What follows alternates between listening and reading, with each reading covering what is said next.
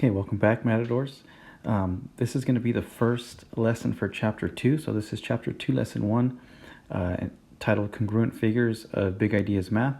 The essential question reads, how can you identify congruent triangles? So we're going to be focusing first on triangles and looking to see what we can use to identify whether or not they are congruent. So remember, congruent is exactly the same. So getting into our next point, which is right here.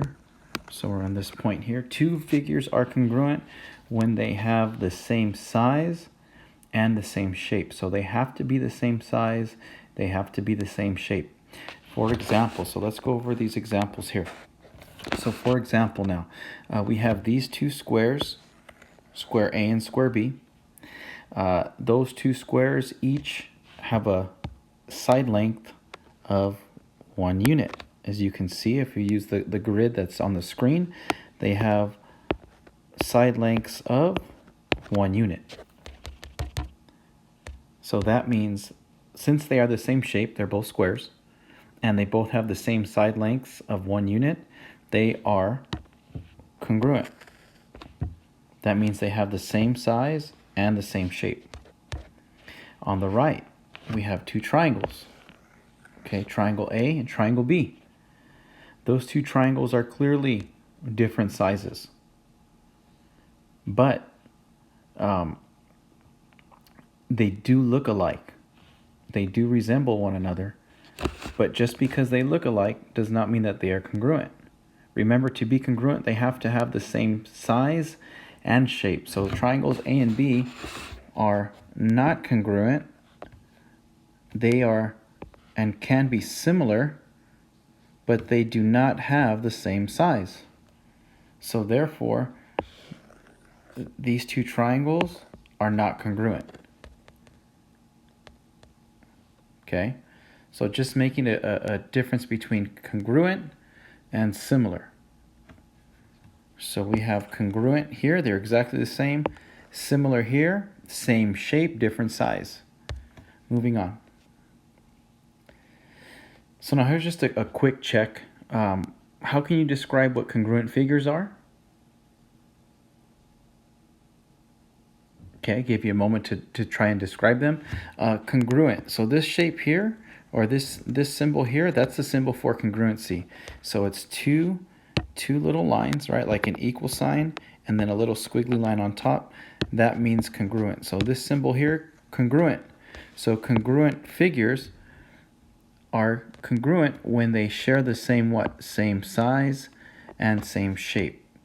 Now you have two triangles here, and you have triangles A, B, and C, and you are told that they are congruent to triangle D, E, and F. So triangle ABC is congruent to triangle D, E, F. And if you notice, even in this labeling here, I kind of tipped you off of what vertices are actually the same or congruent to one another. They're color-coded. So in blue, A is the same as D, red, B is the same as E, and in purple, C is the same as F. Okay, so let's go ahead and take that information onto the figure that we see of these two triangles. Now these two triangles here, again, they are congruent. And in congruent shapes, you have what are called corresponding angles. Angles that are basically in the same position. Okay, indicated to you, angles B and E. Now if you look, you can identify which angles are congruent to one another in congruent shapes by indicating a certain number of rings. So angle B and E are congruent to each other, so we labeled them with one ring. We can say D and A, or A and D, are congruent to each other, and we can give them 2 rings. We can say C and F are congruent to each other, and we can give them 3 rings. That's how you would label the congruent angles in congruent figures.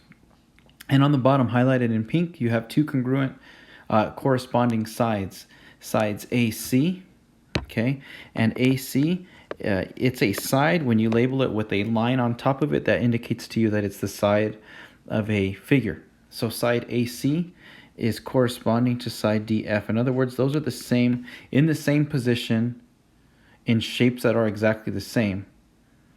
They are the same length. So side AC, which is right here, is congruent and corresponding to side DF, which is right there. Okay? Moving on. Now we're going to identify corresponding parts of congruent figures. Let me fix this. Sorry for my spelling. I'm a math teacher, not an English teacher, so please forgive me.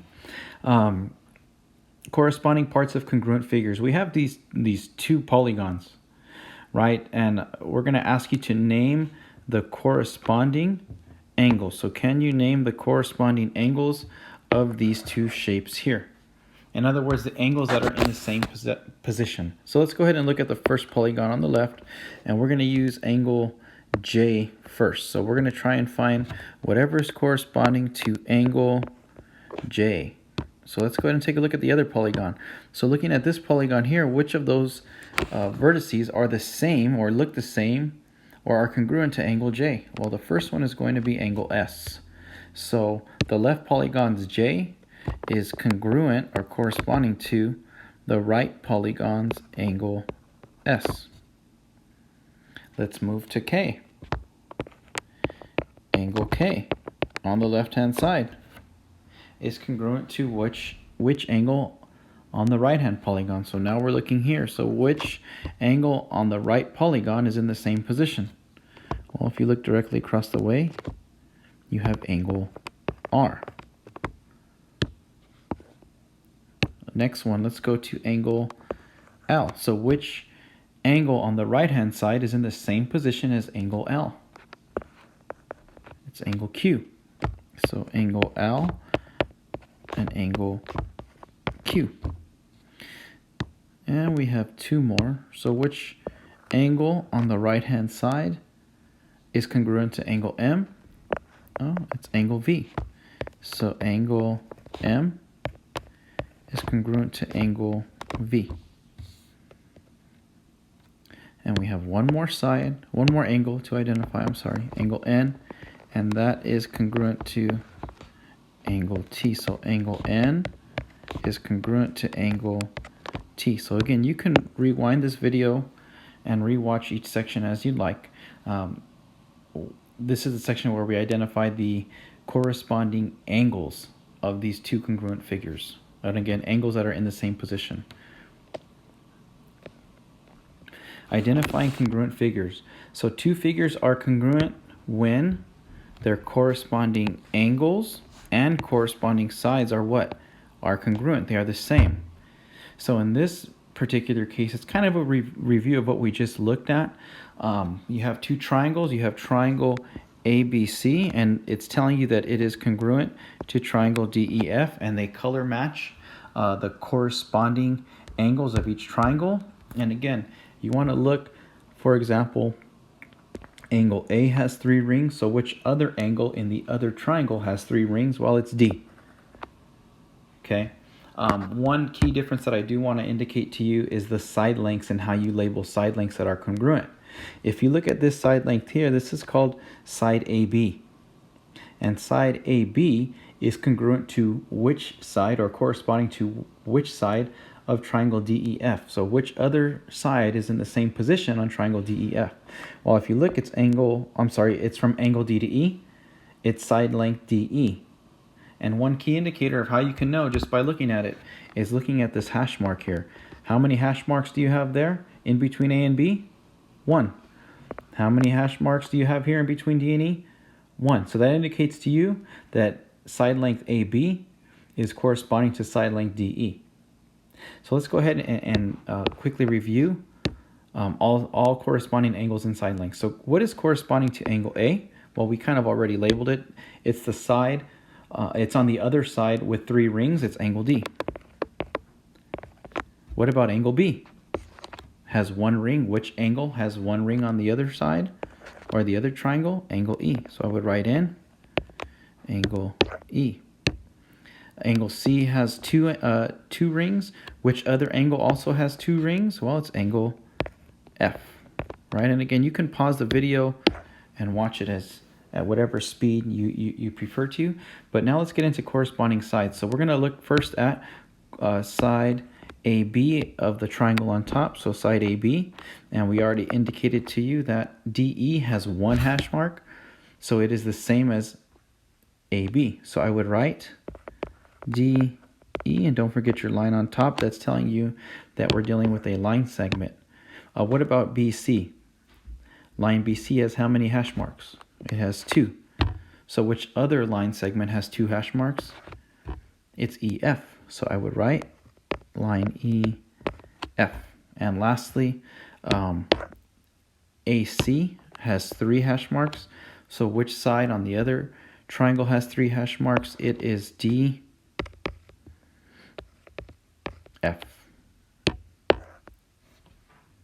So we've labeled the corresponding angles and corresponding sides. For corresponding angles, remember the thing indicator you're looking at are the rings, the number of rings. And on the right-hand side, when you're looking at corresponding angles, you're looking at the hash marks.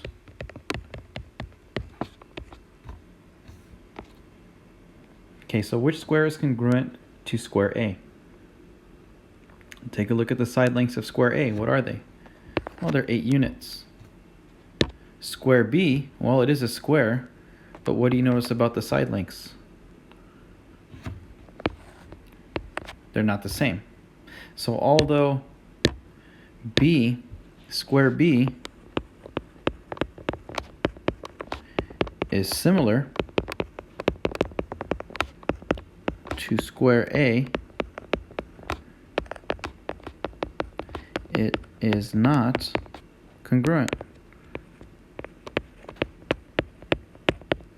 So which square is congruent to square A? Well, square C. Same side lengths, same shape. So square C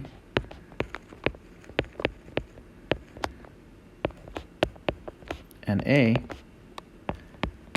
have the same size and shape. Remember, shapes need to share the same size and shape in order to be congruent. Similar is different than congruent.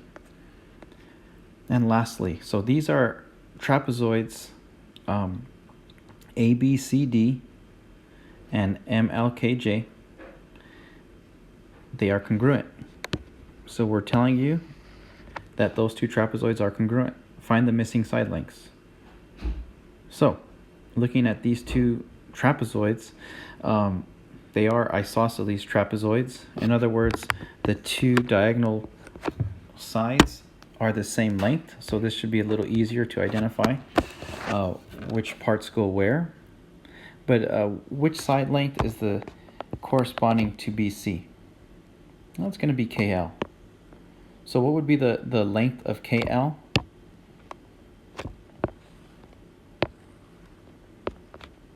Six feet.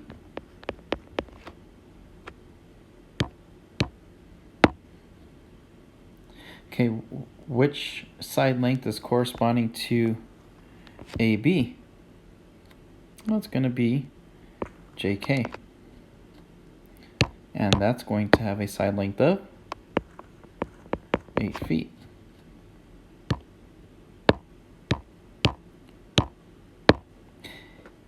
Which side length is corresponding to CD? Well, it's LM. And that has a side length of 8 feet. And lastly, AD. Which side length is corresponding to AD? It's JM. And it is 10 feet. So as you can see, you should be able to identify corresponding parts of congruent figures to identify missing measurements. Okay, feel free to email me if you have any questions. But as of right now, you should be equipped to do Chapter 2, Lesson 1 of Big Ideas Math. Thank you for your time.